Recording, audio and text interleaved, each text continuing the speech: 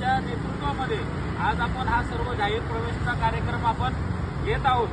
त्याचबरोबर आपण ज्यांची नियुक्ती केली आहे त्यांची आपण थोडक्यात सांगूया। धनंजय भाऊ घोलप यांची महाराष्ट्र प्रदेशाच्या संघटकपदी आपण नियुक्ती केलेली आहे। त्याचबरोबर अनिकेत भाऊ कांबळे यांची आपण युवक शहराध्यक्ष पुणे शहर म्हणून आपण नियुक्ती केलेली आहे। त्याचबरोबर आपण संदीप भाऊ पवार यांची कार्याध्यक्ष पश्चिम महाराष्ट्र या पदावरती नियुक्ती केलेली आहे। त्याचबरोबर अविनाश भाऊ चव्हाण यांची आपण परळी विधानसभेच्या अध्यक्षपदी आपण नियुक्ती केलेली आहे।